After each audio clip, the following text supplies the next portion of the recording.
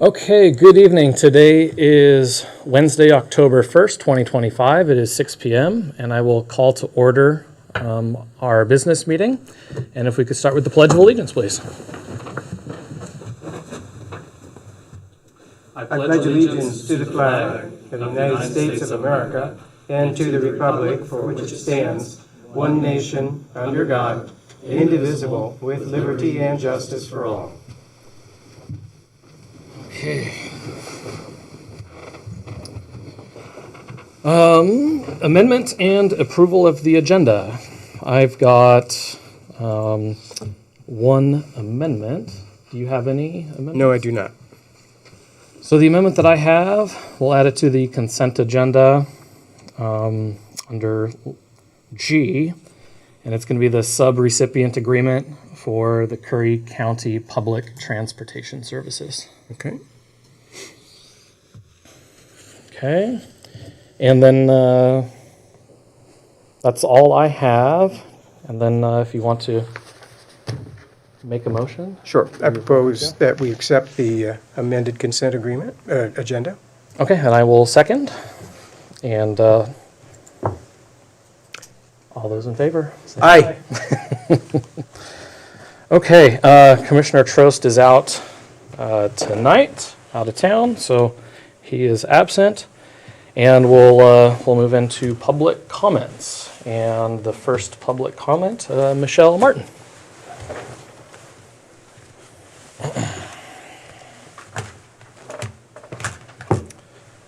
Good evening. I'm Michelle Martin from Curry County. Lived here for about 60 years.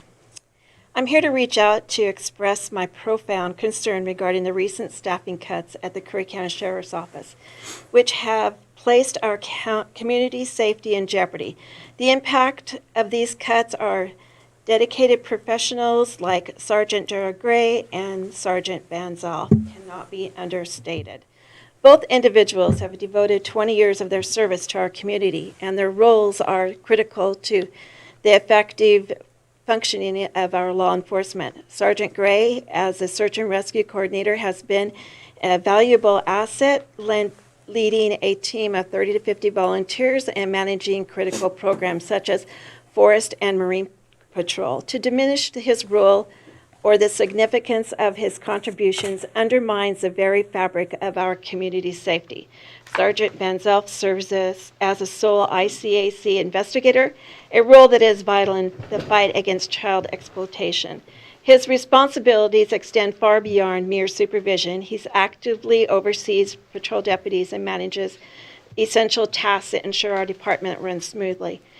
The claim made by Commissioner Trost that we eliminated a supervisor position that wasn't supervising anyone is misleading and fails to acknowledge the critical nature of their workloads and what they do for our community and our safety. The recent decision by the Board of Commissioners to impose significant cuts on the Sheriff's Office raises serious alarms about public safety in our community.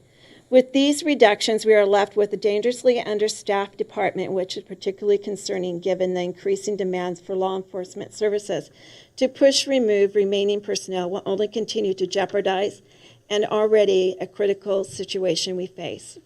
It is vital to recognize that well-resourced Sheriff's Office is essential in maintaining safety and order in our community. I strongly urge you to consider the implications of these staffing cuts and advocate for the preservation of our dedicated personnel. Our community's safety depends on having a fully staffed department capable of responding to emergencies and addressing our needs as a community. Moreover, the treatment of Sergeant Van Zyl is not just personal grievance, but a reflection of a broader issue affecting our law enforcement community. The potential for him to seek civil damages in response to this situation is a serious consideration that must not be overlooked. These actions taken against him jeopardize not only his career, but also integrity of our law enforcement system. As a community, we must stand behind those who protect us and advocate for fairness and justice. I urge you to reconsider the implications of these decisions and support Sergeant Van Zyl and Sergeant Gray in their pursuit of justice for each and by the extension for the community they have so faithfully served. Additionally, I respectfully request information regarding legal expenditures incurred since 2023. Specifically, I'd like to know the number of attorneys hired in 23, 24, and 25, the costs associated with each attorney and the source funding for these expenses, the number of tort claims filed against you and your employees. This is a verbal request and recorded. I expect these answers by October 15th, 2025. Thank you for your time. Thank you. Thank you, Michelle. Next, Georgia Cockerham.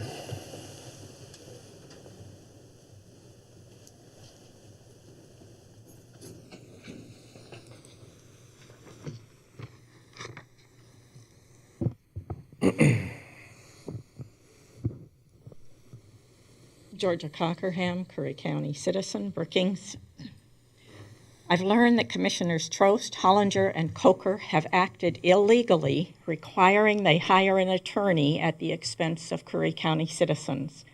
On June 30th, Sheriff's Office Sergeant Van Zelf was served a notice informing him that the Commissioners had arbitrarily reclassified his position from sergeant to deputy and reduced his salary by $1,200 per month.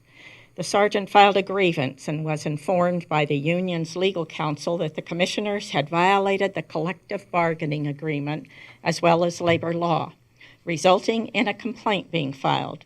The county retained an outside law firm. It was the county's own attorney who reviewed the Commissioners' actions and advised them that what they had done was illegal. Sergeant Van Zelf was owed all back pay.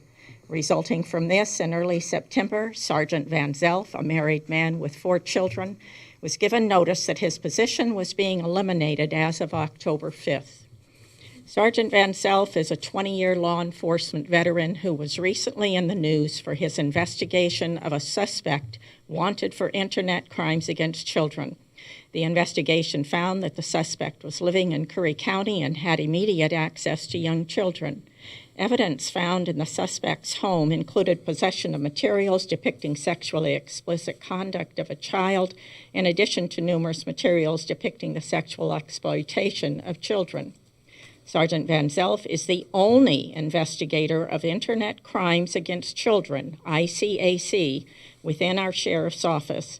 In this capacity, he joins forces with the Department of Justice, National Center for Missing and Exploited Children, and other U.S. investigators of ICAC.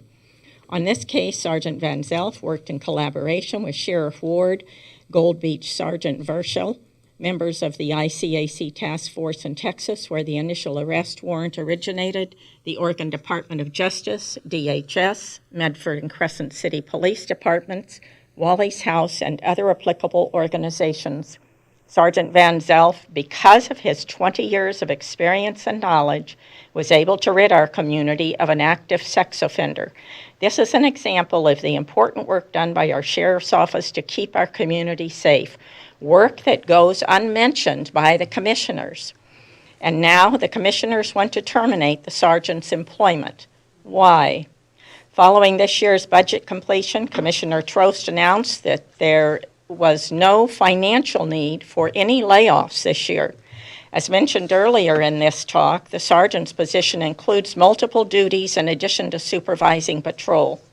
Sheriff Ward has offered to make cuts elsewhere to retain the sergeant's position, and thus far, the commissioners have refused. Is this an act of personal vengeance? The taxpayers are funding this egregious commissioner fiasco. Why? Thank you, Georgia. Thank you. Next, Becky Ross. Actually, Michelle expressed. Okay, we'll move on to Mark Nast.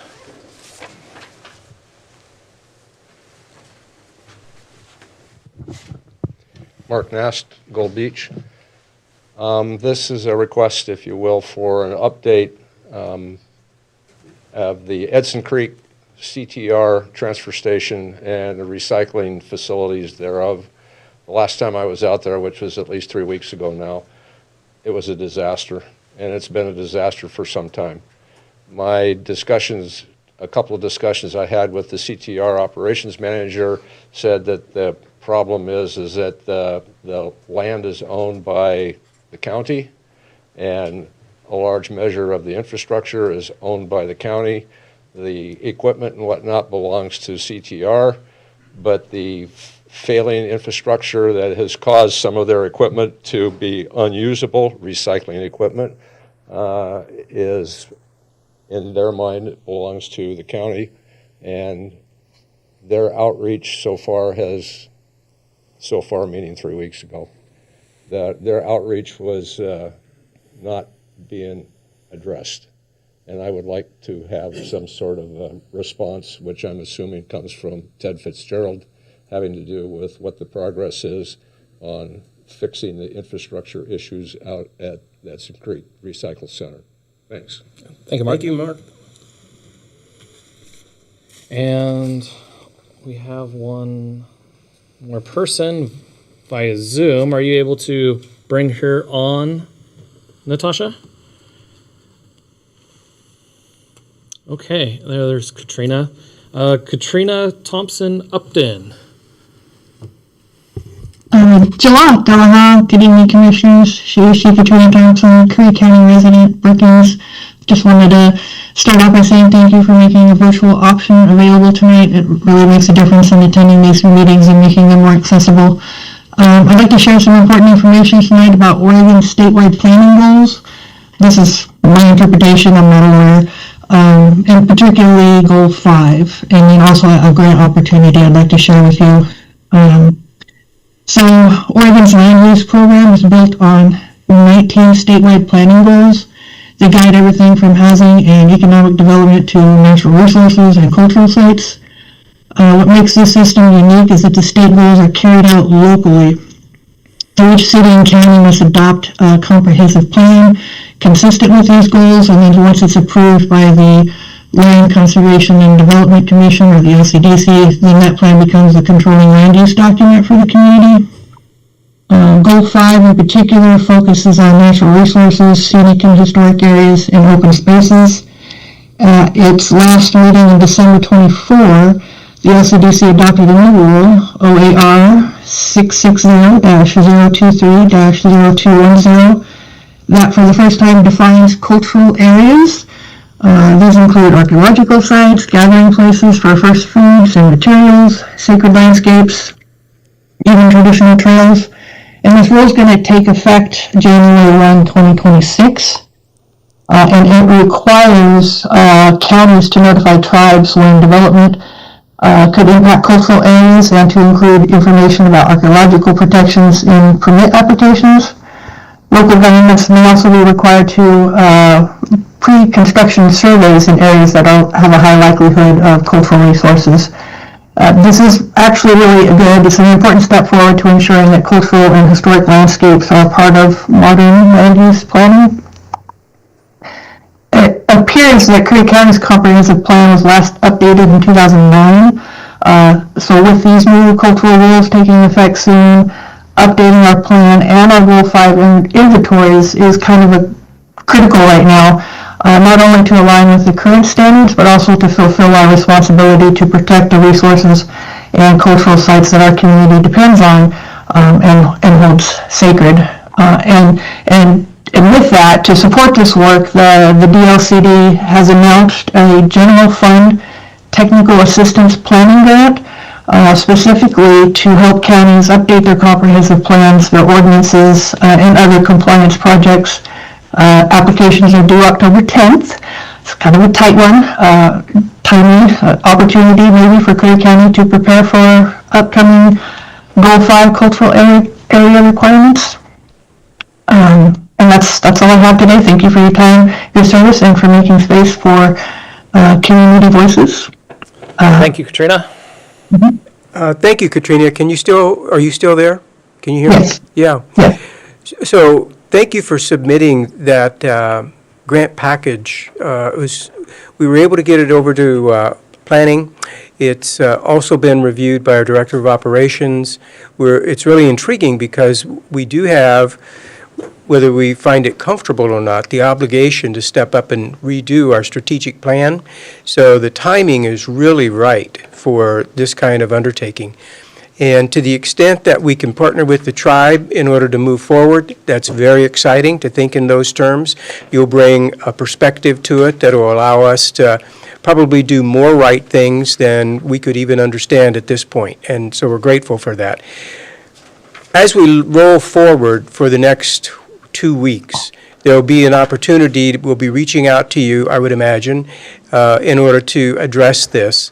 So I'll follow up within the next day or two with maybe some suggested calendar events and see if we can't find something that's convenient for you to be able to join us either on a Zoom call or a conference call of some kind. That's great news. Great news. Thank you so much, Lynn. I just want one clarifying point. Northwest American Indian Coalition is my nonprofit, and we are not affiliated with the tribe specifically, although our board is all Native and intertribal. I just wanted to make that one clarification. Thank you very much. Mm. Do you have any other commissioner comments or anything? Not right now. Thank you. Okay, well, let's move on to consent agenda, which I've had a chance to review. If you have, Yes, I have. if you would like to make a motion. I move that we accept the consent agenda as is. And I will second. And all those in favor? Yes. Thank you. Moving on to number 6, discussion action item, would be the approval of the spectrum proposal for the PEG channel. Do you want to start with that, since I know this has kind of been It is. your It's really- spearheading? Yes. For those who have some sense of the importance of communication over the years between the county and our constituents, you appreciate how spotty sometimes the communications can be.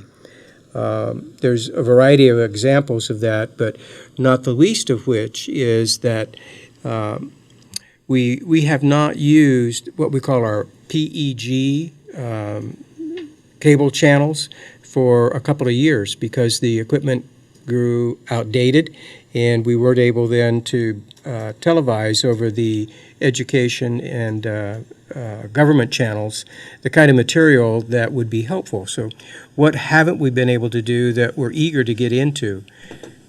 For instance, our library produces a variety of video products that are available for us if we have a means of distributing that over the cable network of Spectrum. Our extension extension agencies, whether it's 4-H or even the college system, they have amazing programs, everything from gardening to husbandry to legal kinds of programs, and that can be made available as well over the public and education channels. One of the things that's been mentioned by some of our community residents is that they don't really understand how county government works, and so they feel like they attend these meetings, they listen to and read the news, and they're not quite sure who's on first and why there's a first base in the first place. So what's the difference between the work that the legislator does, like a Kurt Boyce, and what's the work that the county does? Those kinds of things can be addressed in an educational format using our Spectrum education channels. And we have organizations, both in the county and throughout the state, that will package those and allow us then to produce that and distribute that over our dedicated channels. So it's been a wasted asset for the last several years. We're ready to step up the game and begin providing that information for classroom education, for homeschoolers, and for interested adults as they may have an appetite to do so. And so we're going to approve tonight, I hope, the budget to upgrade our AV equipment here so that we can begin distributing information over those PEG Spectrum channels. Thank you. Yeah, excellent. I had a chance to look over this as well, and I think it's great, and it's much past due, and I say let's get the new equipment in here and let's start getting up to speed. The other thing that I'd say, I want to thank staff for working for several months in order to put together with Spectrum a very qualified suite of equipment, and it comes in at a fraction of the cost that I thought it was going to come in, so. I was Yeah, very- and we already have the PEG funds, which this will Yes, all be we do. paid out of. So- Absolutely. So, well, great. I will entertain a motion if, I move that we accept this proposal. okay, well, would you like to, going to read it out further or just accept the proposal as is? As is fine. Okay, all right, well, I will second the approval of the Spectrum proposal. There's two proposals on there. I need you to specify which one it is. I was just about to. Thank you. Thank you. So, yeah, so. So the so it's a specify. Spectrum proposal, the PEG channel proposal? I'll make the motion. Okay. Second it. I'll make a motion to approve the Spectrum proposal for the initial startup cost of $6,335 and the monthly charge of $644 for 36 months. And then what do I do? Second it. Second? Okay. And all those in favor? Aye. Aye. Okay, that passes. And we will move on to item number 7, public safety update.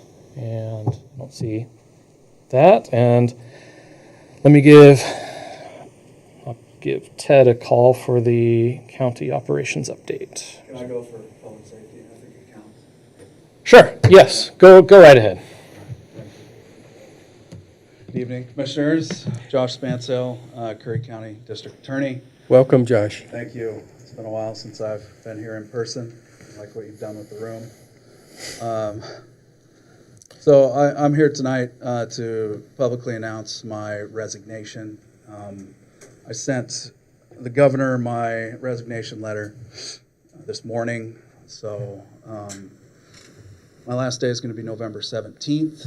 Obviously, this is a fairly bittersweet decision on my part. I've been here going on 10 years now, either as a deputy DA or the elected DA. So, but this is a family decision. I have just had my third child. My wife and I have made the decision that with our growing family and our aging parents, that it's time to get closer to them. And so we are going to be moving on. Congratulations. Absolutely. Yeah. I appreciate that. Congratulations. Yeah, it's been a wild ride, that's for sure. But it's great. By the way, I think you've got some great near-term plans. That's pretty sweet. Yeah. Yeah. No, we're gonna take some time off and spend some time with my kids. I'm fortunate to be able to do that, and then we'll end up in Central Oregon eventually. And I'm gonna be I consider myself a career prosecutor. I don't plan on leaving this work. I'll just be a deputy DA somewhere else. So, just to give you guys and I guess the public an idea of the process. So the governor appoints my replacement, and I have recommended to her that she appoint my deputy district attorney Kevin Kelly to that role as district attorney here.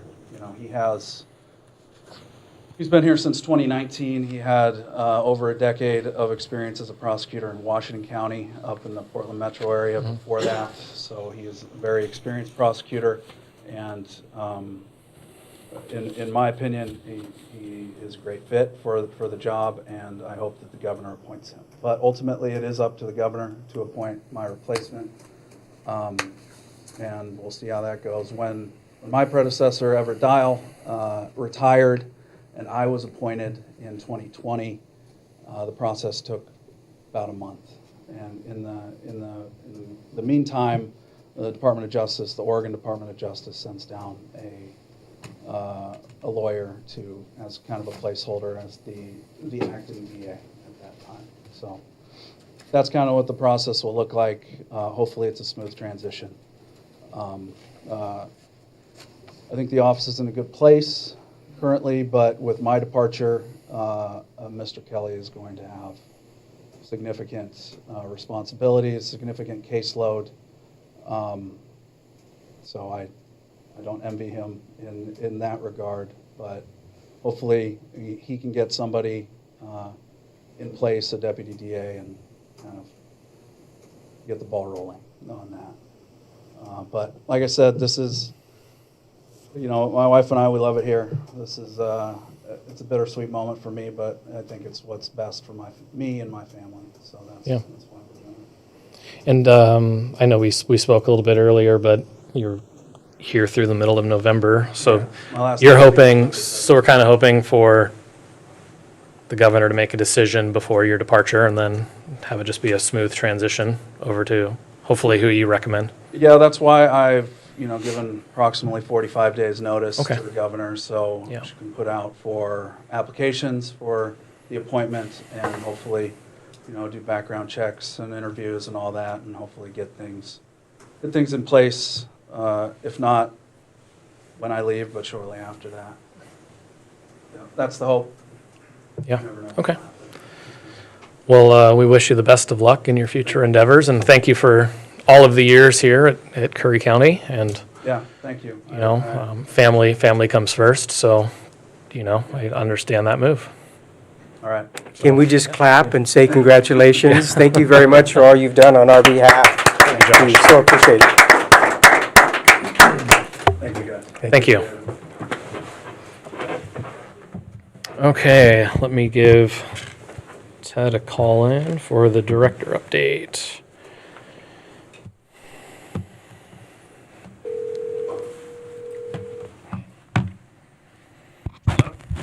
Yeah, hey Ted. We are to your part of the meeting. So would you like to go ahead and give us your Director of County Operations update? Certainly, I've got a few updates. Let's see.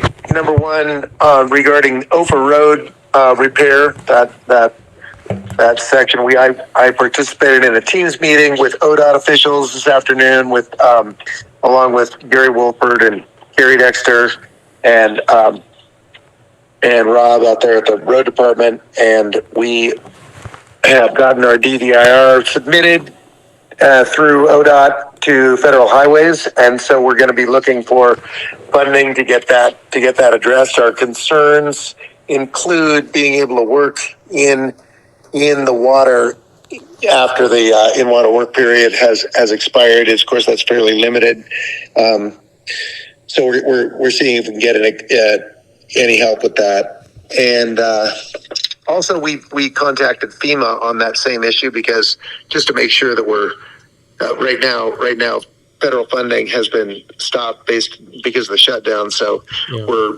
we're just trying all avenues to see if we can get that done. So then moving on, bridge assessments. We talked about that at the last meeting. We're contacting firms that can perform the ground penetrating radar so that we can get a good scope and idea of the repairs before we engage an engineering firm to address them. Let's see. Regarding a little update on the Good Neighbor Authority, Good Neighbor Agreement that you and I have been working on, Patrick. We have continued to survey Forest Service roads in our area where we can participate in using the road department assets and coordinating with Oregon Department of Forestry and Forest Service to start being a part of that whole program. We've got several good candidates. One being Hazel Camp Road. There's a big slide up there, so we're moving forward with that. We'll know more soon. Let's see. Social Security bar. I'm informed that Coos Curry Electric has gotten power poles set up at the entrance. That was a thing that was kind of hindering us putting our cameras up. So now we're going to move forward with getting a Wi-Fi connection and cameras installed there. We'll also at this point go forward with looking at a camera that can cover the entire bar from across the river. So that will help bring some security to the area and maybe make it more usable for everybody safely throughout the year. Let's see. Airport Road property across from Pacific High School. Rabia, Commissioner Coker and I met with the superintendent of Port Orford School District last week, and we discussed first steps of priorities relating to the developing of the property that's going to be used for the teacher housing. And so we discussed what they were looking for and what needs to be done. What we have, probably the first thing is to look at the capability of incorporating the sewer system for Pacific High School into that development to keep costs down and also perhaps be able to assist Pacific High School to address some issues on that system for the long term. So we're working on that. We also discussed additional uses for the property that's going to be developed into housing, because there are certainly other entities that are interested in finding either temporary or permanent housing for some of their employees.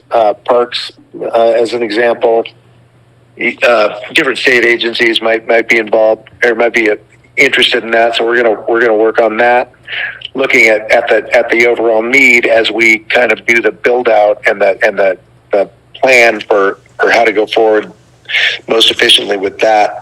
We also discussed the reforestation project for the lower 28 acres with the principal and discussed both of our kind of visions for involving the school and the students within the school to be a part of that reforesting project, and along with the other stakeholders who already demonstrated their interest in the program and reforestation, trail building, other uses for that ground. We're gonna work together with everybody, but I do hope to incorporate the students in the Port Orford School District up there, so that we can look to them for some stewardship long term, because I think it's going to be a really educational, great opportunity for them as the years go forward.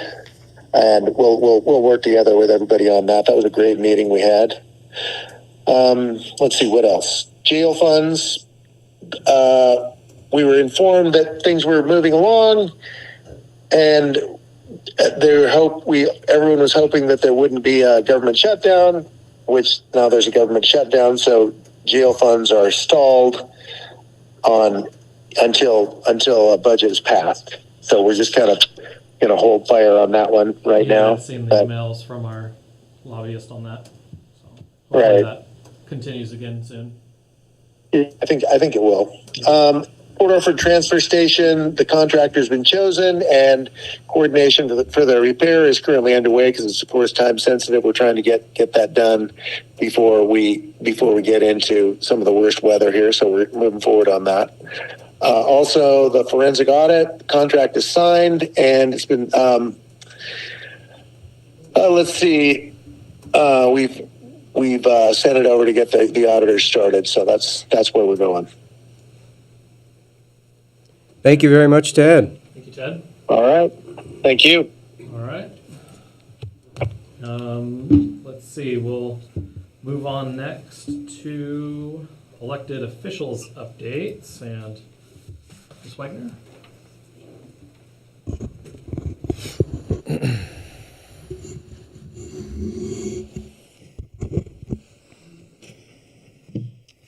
Okay, Kylie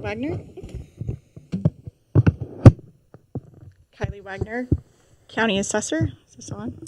Yeah, if you can even take the microphone out too, if you need to. In a special BOC meeting held September 23rd, Commissioner Trost announced that the county would be contracting with a firm to perform a forensic audit. The cost of the audit was quoted at $125,000 and not to exceed $150,000. The bid was approved by both Commissioners Hollinger and Coker after minimal discussion.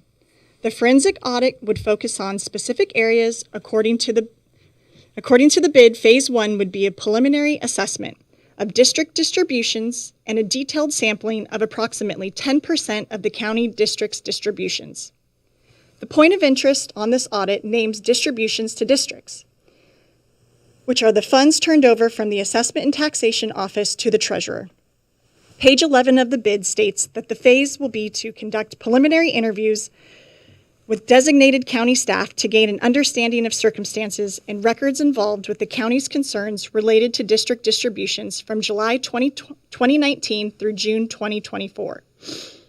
During the special meeting, Commissioner Coker asked fellow board members if there was a need for any other departments within the county to be a part of the discussion or the process. Commissioner Trost answered with no, not at this time, he believed. Commissioner Trost's answer to Mr. Coker's question seemed a bit strange, considering that the funds are turned over from the tax office to Treasury. Current Treasurer Nick Vicino relies on the help from the tax office staff for many Treasury duties, including past distributions. Immediately, a red flag went up. I had already brought this to Nick Vicino's attention on June 2nd, 2025. I made him aware via email that the distributions made to the districts were not correct. There were 3 districts not paid and several paid incorrectly, not to mention they were paid out of an incorrect line item. The reason I was able to make this discovery is that we provide Department of Revenue with a report every year called the Summary of Taxes Collected. It requires us to request balances from the treasurer and put those balances on our report. There was more than $1.1 million in a line item that shouldn't have been there. This prompted my office to dive in deeper to find out what was actually happening. Upon further investigation, we discovered that the County General was one of the districts that did not receive payment. This is in the amount of $64,103.49. The 4-H district was also not paid in the amount of $10,806.51. I encouraged Treasurer Vicino to take it to the board so it could be presented at the next budget meeting.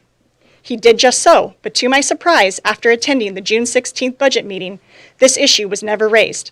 I came fully prepared to discuss the issue and provide my documentation. When I reached out to Treasurer Vicino and asked if he'd actually notified the BOC, he confirmed in an email sent to myself on June 17th that he had notified them the week prior. When I pressed him on the issue of transparency and why it wasn't brought up to the public, he said they, meaning the board, didn't think it was the time or place. If not in a budget meeting, then I'm curious to know when they think is the time and place. The BOC and DCO/legal counsel held on to this knowledge of the distribution errors for 4 months. Now they want to pay an audit firm $25,000 to begin the preliminary assessment on something they already knew about but didn't feel it was the right time to disclose to the public. For a board that can't get through a meeting without using the word transparent, it seems very orchestrated on how they were going to tell the public. Spending $125,000 to act transparent is a misuse of funds. And Trost mentioned in that special meeting, no other department was involved, or no other department's involvement was needed at this time. Again, another huge red flag. Commissioner Trost also states that this is time sensitive because they want the districts to know exactly what they have going into budget season, County General included. They had this information prior to this year's budget and failed to disclose not only to the district but to the public as well. For a broke county, $64,000 would sure go a long way. So for the group of people that keep saying the budget is balanced, it is not. There is money still owing, and per statute, those districts are entitled to interest. In addition, there are several other inconsistencies that I've yet to receive answers to. I am 100% in favor for a complete forensic audit. In fact, I had Department of Revenue conduct an audit on my office in April. But there are several other areas that could be looked at first instead of paying for something you already know. How about payroll, the road funds, or even cash receipting? I'm sure soon after tonight, the BOC will do a press release trying to discredit me and my findings. I will never apologize for coming forward with the truth, be it the county finances or the disrespect from a county employee who you, the board, have given all-encompassing power. I will continue to teach my children to speak up, even if it inconveniences the people at the top. Regarding your last press release about your unbiased investigation, I have yet to see it. All 3 of you know what disrespectful things were said and done to me. I highly doubt you guys get invited to meetings to doll up the place, but rather for your ideas and your input. In that release, you don't even deny that those were sent to me. You just don't take issue with the behavior.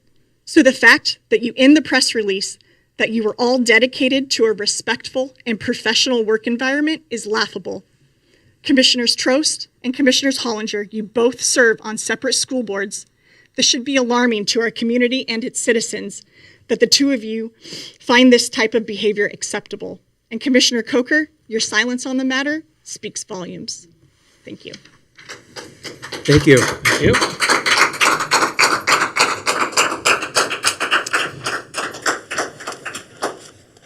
Commissioner updates. Commissioner Coker. Absolutely.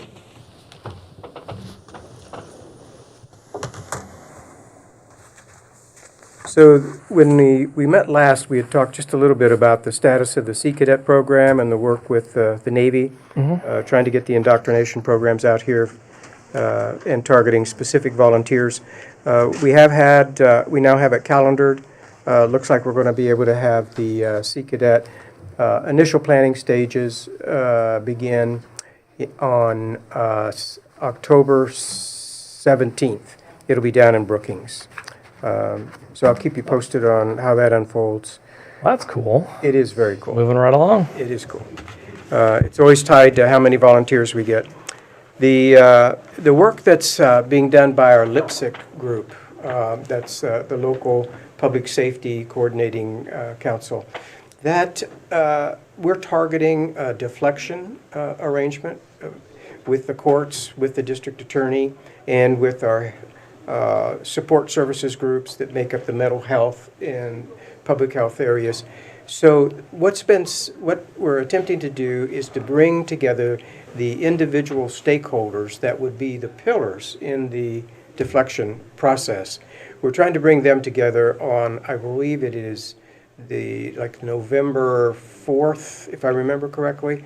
And we're going to have our first roundtable relative to the process, the goals for the deflection program, the processes and practices and procedures that would help us achieve those goals, the kinds of resources that are going to be needed in order to actualize those processes. What we've discovered so far in the initial investigations is that we don't need to break new ground in order to have a really great deflection program. We have other counties that have been down this path previously, and we can take a large advantage from their experiences. We don't want to duplicate their mistakes. We want to duplicate their best practices. And what we found that in the community of those that are advocating and working on deflection programs, there's such a sense of this really works in our local community. We want to help Curry County bring that to life soon rather than later. And so I'm excited with the outpouring of support that we're getting all the way from Oregon State down through people in the southeast part of Oregon that have undertaken these kinds of things. So it was a good opportunity for us to add some meaningful help to those that need it. We did the bridges thing. That's good. The other stuff the Director of Operations has covered, so thank you very much. Yeah, been busy with that for sure. For me, just a quick update on the Coast Guard stuff. It's at the federal level. I had a call last week with the representative from Congresswoman Hoyle. They had met with the commander for the Columbia River sector, and he gave some more specifics to the incident response back on August 31st here. And, pretty troubling for the response times.